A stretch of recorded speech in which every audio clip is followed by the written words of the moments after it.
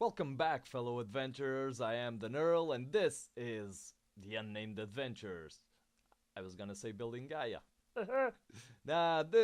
These are the Unnamed Adventures. I am on the Unnamed server, and today we are going to be working on the windmill. The windmill up there. Oh yes, we have a new subscriber, Mr. Jacob Kwan. Jacob Kwan has subscribed to the channel, and we are warmly welcoming him. Now, as oh god, as to the rest of this build, this is going all right. Now that the grindy, the most grindy stuff is behind us, these massive roofs. We still have some holes we have to patch up, like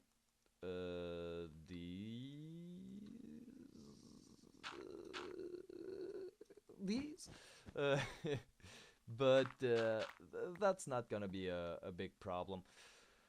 I'll get on I'll get on with it some other time, but uh, for now we have to extend this little thing. See, if you were following the series, when I was still building this, you saw that this seemed tall enough, but it obviously isn't. So we have to tear this bit down and then extend this little part by let's say 15-20 blocks. I'm not sure. We'll just have to eyeball it. But in any case, yep.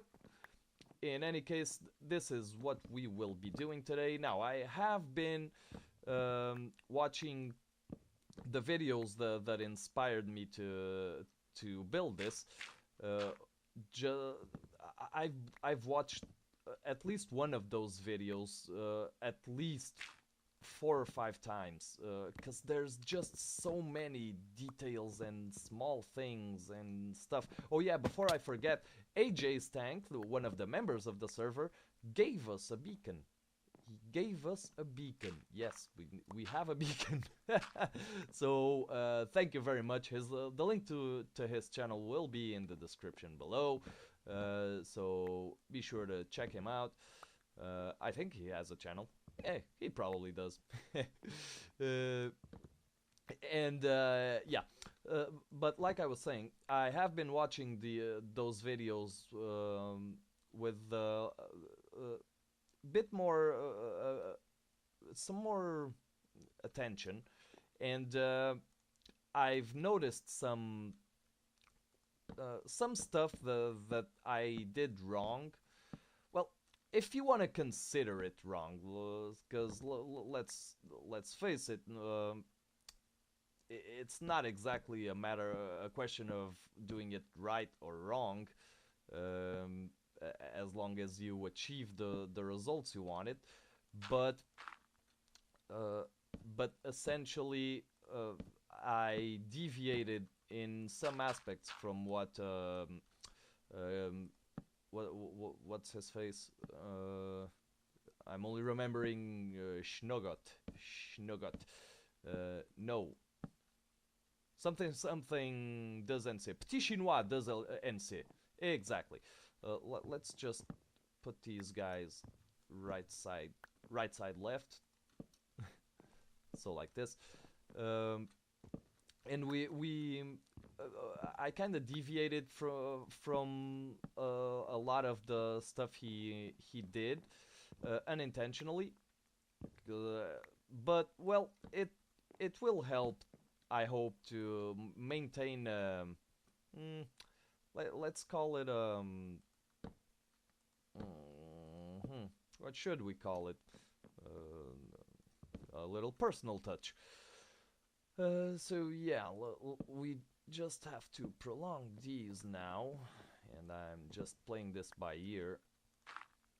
But essentially, I don't think there's any right or wrong way to build these things. It's just well, there are some aesthetic rules, but essentially me. So we extended this, and now we are going to go up here, just like this. And I'm thinking we can take this up probably 20 blocks. Let's see, 1, 2, 3, 4, 5, 6, 7, 8, 9, 10, 11, 12, 13, 14, 15. 15. I'm thinking the windmill will have a radius of 13, maybe. Let's do 19, 17, 18, 19. Okay. Okay, and then we just put this here. And now we pray we don't die. Oh god. 1, 2, 3, 4, 5, 6. So yeah, now we have this little bugger getting ready. I should just ender pearl. And today I was actually at my grandmother's house. She recently passed away, and those of you who have been following me for some time will know that I am to keep her house. So my mother wants me to have it. So I will be moving there if I find a job. If I find a job with which I can support the support pay for all those regular expenses that having a house implies. And we were rummaging through, well, stuff. My grandmother was actually born in where was it was either Mozambique or Angola. Uh, she's white. She was there um, with the Portuguese colonists. So yeah, she was a part of the invading army. This should be it. She was a part of the invading army, and they were, of course, rich. Most Portuguese people who were born or lived in Africa by today were filthy rich at the expense of the African people. We're gonna have to chop down one more tree, one or two more trees. Let's see if we can't hit one of these. Yep. Thank you. I'm already hungry again. So they had a lot of stuff, and man, they had like all those you know how when you see in those old movies those fine linens embroidered with family crests and I don't know those if you've ever watched a gangster or political film that took place in around the 1920s or 30s, you will probably have seen how those fur coats and those what are they called? Those little otter thingies like scarves they had, um, and those also those how were they? Um, what were those things like blankets, velvet, those red velvet blankets that were very shiny. I think that was sort of velvety material. Uh, she had uh, just metric tons of that sort of stuff. It's unbelievable. So we were rummaging through all that, figuring out what to sell. One thing or one or there were a few pieces that we're keeping. That my mother and aunt are keeping because uh, the pieces remind them of their mother. So yeah, we were doing that, and uh, there was one of the things was a rug, uh, that was made out of gazelle or impala skin, or hide. That was very. I had never seen anything like that before, so we're just gonna auction most of the stuff. Uh, but it was really wow. I mean, uh, those days were really tragic for African history. The Africans still live tragic moments, but the Portuguese colonial period was just it really bothers me that so many so let's give this five more high and then we build a roof. So one, two, three, four, five. Yeah, it really bothers me the amount of wealth that we took from that people, and not only that, the damage we did to the ecosystem. Because my great grandfather, for instance, was a huntsman. He loved to hunt. It was a thing. Of course, we have to keep in mind that at the time nobody really knew about what uh, here. Let's go down there. Nobody really knew about the kind of damage was being done to the ecosystem. It was a whole different mentality. But rummaging through my grandmother's stuff was really, and that wasn't stuff. That was really crap. It was just rich people crap, just pointless uh, embroidered stuff and animal skins. It's so sad. I am deeply saddened by the human stupidity that is so visible uh, when we're confronted with this kind of scenario. It's really saddening. Uh, but still, it was an interesting experience to see all of that. And yeah, that was my afternoon. So what's been up with you guys? I just wanted to share this little bit of my family history, uh, especially because I'm really not proud of it at all. At all. It's really sad. That's just from my mother's side. My dad's side was my dad's side. They were a working family. They were poor. They were the definition of poor. That was poor. I mean, five families living in a house, no bathroom, poor.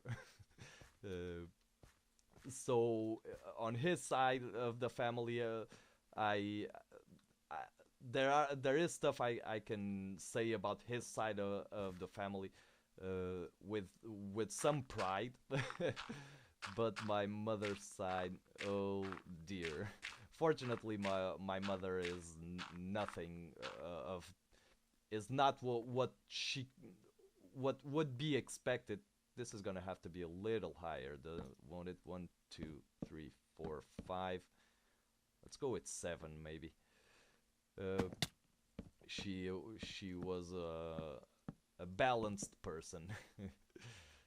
So yeah, the that was this today's little personal moment. Uh, and I think that sharing this kind of stuff is can be interesting. We know about we learn about each other's histories or stories.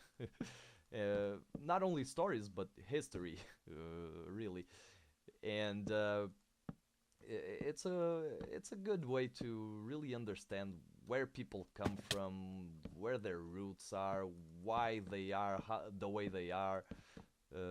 It's a well. I like history, so I hated studying history, but I like history. Now, studying history is a whole other matter because mainly because it is taught. Oh God, we go through this stuff like nobody's business. I am going to harvest a bunch more logs, and I'll be right back with you. All right, population control. Let's see what we get from this harvest.